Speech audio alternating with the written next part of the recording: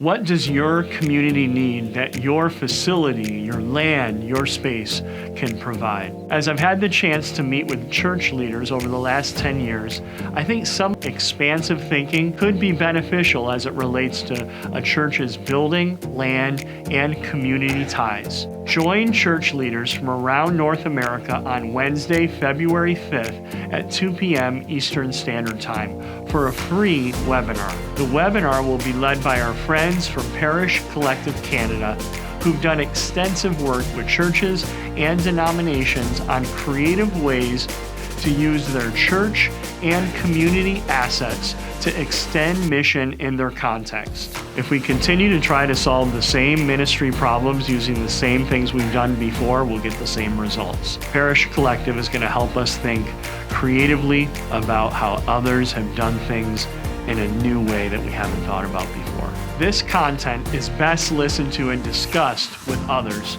I encourage you to gather a couple people from your church or community and take part in this free webinar. Our hope is that this resource will provoke wonderful discussions about local mission and stretch your entrepreneurial thinking. Sign up today for this free webinar.